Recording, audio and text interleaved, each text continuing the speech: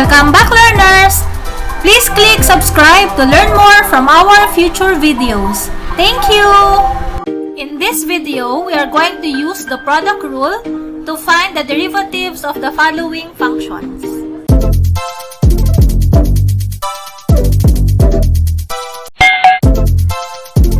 The product rule of differentiation states that if h of x is equal to f of x times g of x, then its derivative h prime of x is equal to f prime of x times g of x plus f of x times g prime of x. Now for our first example, let's find the dy dx, or the derivative of y is equal to the product of 2x cubed minus 5 and 4x plus 7. So let us consider this first factor here as our f of x, while the second factor as our g of x. Take note of the product rule, where y prime is equal to f prime of x, meaning the derivative of f of x, multiplied by g of x plus f of x multiplied by the g prime of x, which means the derivative of g of x. Now let us substitute the given data. We have y prime equals, so we'll be doing this step by step. So our f of x is 2x cubed minus 5 prime multiplied by the g of x, which is 4x plus 7, plus the f of x, which is 2x cubed minus 5 multiplied by the 4x plus 7 prime. And then simplifying this, let's get the derivative of 2x cubed minus 5. So for 2x cubed, applying the constant multiple rule, then that would be 6x squared. And for the negative 5, since it's a constant, the derivative is just a 0. So we have 6x squared as the derivative of 2x cubed minus 5. Then multiplied by 4x plus 7 plus 2x cubed minus 5 multiplied by the derivative of 4x plus 7 is just a 4. Then simplifying this further, we can do multiplication. Distribute this 6x squared to 4x and 7, and same as this one. So we'll have 24x cubed plus 42x squared. Then for this one, we have plus 8x cubed minus 20. And simplifying this further by combining like terms, we have 24 and 8x cubed, that will be 32x cubed plus 42x squared minus 20. And that's it. That is our y prime, or the dy dx. Now for the second example, we have dy dx or y prime. They are actually the same. These are just two notations that we use for derivatives, dy dx and y prime. So it's equal to, applying the product rule, the derivative of the first factor multiplied by the second factor, 4x raised to 4 minus 3x, plus the first factor multiplied by the derivative of the second factor. Right, there. So we have derivative of 3x squared plus 2, that will be 6x only, because again 2 is a constant which has a derivative of 0. So 6x multiplied by 4x raised to 4 minus 3x plus 3x squared plus 2 multiplied by the derivative of 4x raised to 4 minus 3x, which is 16x cubed. And for the minus 3x, it's a minus 3 only. So there. And then we can simplify this further, applying the multiplication. Distribute the 6x here, and later we'll do FOIL here. to get the product of these two binomials. So we have 24x raised to 5 minus 18x squared, and the result of the FOIL here will be 3 times 16, that's 48x raised to 5 minus 9x squared plus 32x cubed minus 6. And what's left for us to do is to combine like terms. So we have 24 and 48, both are x raised to 5. To combine them, we'll have 72 x raised to 5. Then followed by x cubed. So plus 32 x cubed, and the x squareds we have minus 27 x squared. And lastly, the constant minus 6. Oops, sorry. This has to be cubed. 32x cubed. And that's it. That is our dy dx, or the derivative for this specific example. Now for the third example, we have dy dx is equal to negative 4x raised to 5 minus 3x cubed prime times 3x minus 2 plus negative 4x raised to 5. Sorry, let's write legibly. We have negative 4x raised to 5 minus 3x cubed multiplied by the derivative of 3x minus 2. So there, 3x minus 2 prime. And then let's do the simplifying of this. Okay, so let's apply derivatives of these two terms. We have negative 20 x raised to 4, right? Applying the constant multiple rule. And same as the second term, we have negative 9x squared multiplied by 3x minus 2 plus negative 4x raised to 5 minus 3x cubed times the derivative of 3x minus 2, which is just a 3. And then again, we'll simplify this. For this first two here, we'll apply the FOIL method to get the product. And here, just distribute the 3 to both terms. Therefore, we have negative 20 times 3, that's negative 16. And then x raised to 5. Negative 20 times negative 2 is positive 40. X raised to 4. Then negative 9 by 3 is negative 27. And then x cubed. And negative 9 times negative 2 is positive 18. X squared.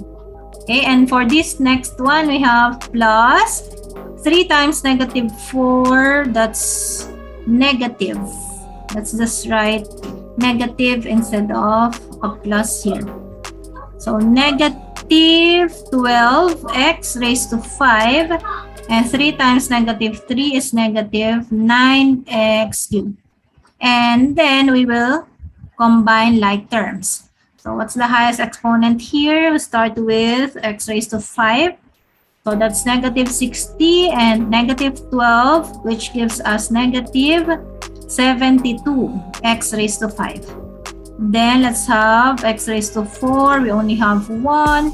So plus 40 x raised to 4. And for x cubes, negative 27 and negative 9, that will be negative 36 x cubed. And then for x squared, we only have one term here and no more terms, right? So that will be our answer to finding the dy dx, or the derivative of this example. Now for this final example in our video, it will be easier if we transform our given, the radical one into fractional exponent, and the x squared here in the denominator, we put that in the numerator. We just change the sign of the exponent.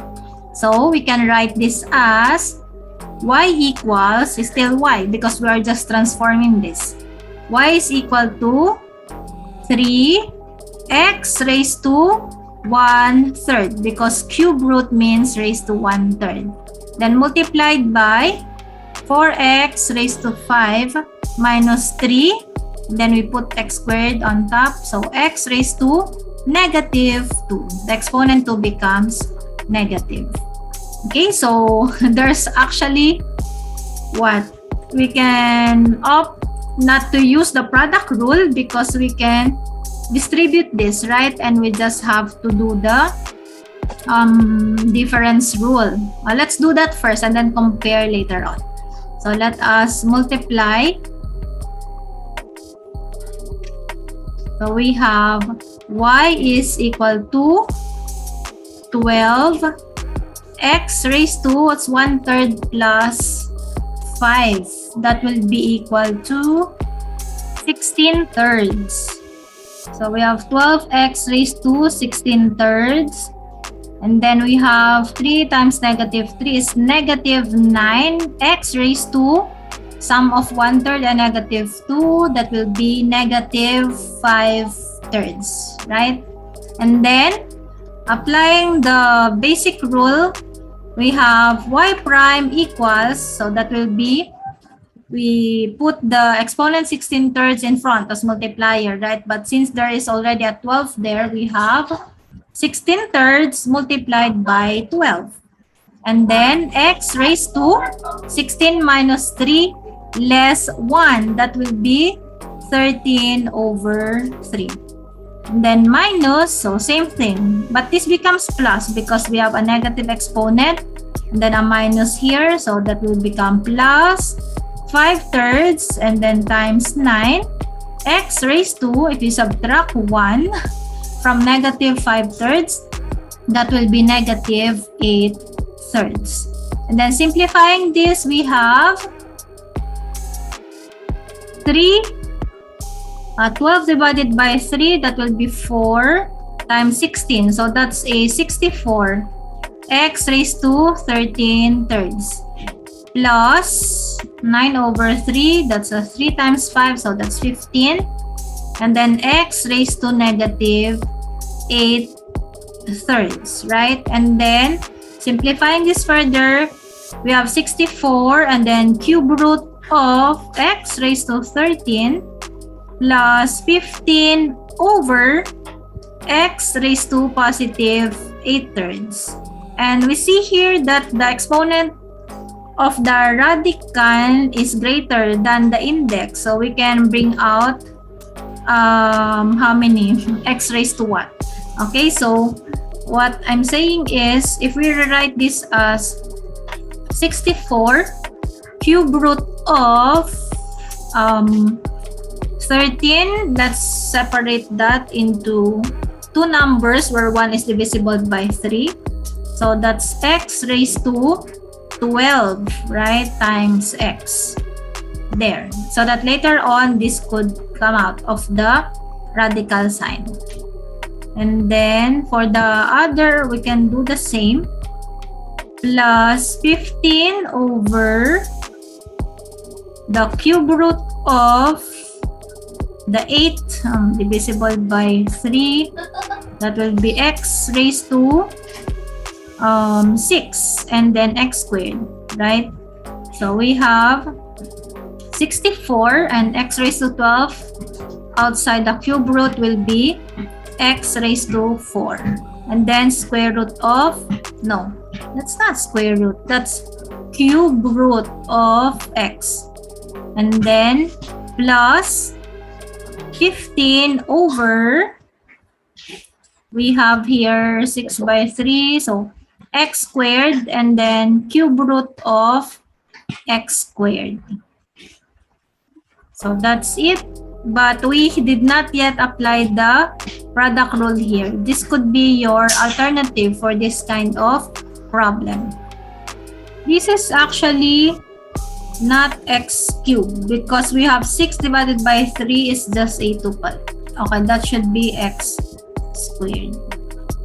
Okay, another simplified version of this is if you want to really do the addition here, like the LCD will be x squared cube root of x squared, like that. But let's proceed to the using of product rule to get the answer. Hopefully, we will get the same answer.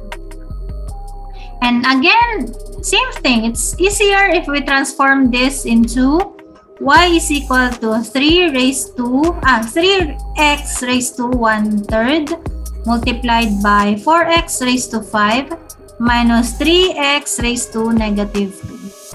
So same thing, we consider this as our f of x, while this is our z of x. Now let's apply the product rule this time. So we have, let's use a blue one. Y prime equals the derivative of 3x raised to 1/3 multiplied by 4x raised to 5 minus 3x raised to -2 plus 3x raised to 1/3 times the derivative of 4x raised to 5 minus 3x raised to -2. There, the prime means the derivative of. So we have, what's the derivative of 3x raised to 1/3? So applying the constant multiple rule, 1/3 times 3, it will be a 1 only, right? So we have x raised to 1/3 minus 1 is -2/3. Then multiplied by 4x raised to 5 minus 3x raised to -2 plus 3x raised to 1/3. And the derivative of this will be 20 x raised to 4, and then we'll have a plus 6 x raised to -3. And then we apply distribution here and also here. Therefore, we have 4x raised to, so we're adding 5 and -2/3, which is 13/3. Then we have minus 3. Then x raised to -2/3 plus -2 is negative, what's this? 8/3, right? And then plus, so here we have 3 times 20 is 60. And then x raised to 1/3 plus 4, which is also 13/3. Just like, oops, earlier, it has to be 13/3, sorry. 13/3. And then, for this last one, 3 times 6 is 18. Then x raised to 1/3 plus -3 is -8/3. Then we combine like terms, we have 4 and 60. So that will be 64 x raised to 13/3.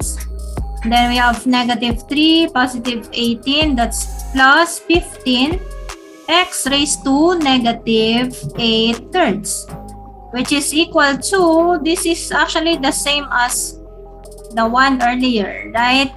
So we have 64 and then cube root of x raised to 13, which we can write as x raised to 12, so we can bring out x raised to something from the cube root. X raised to 12 times x instead of x raised to 13. Okay, plus 15 over x raised to 8/3, which is cube root of x raised to 6 and x squared, right? So same as the one earlier.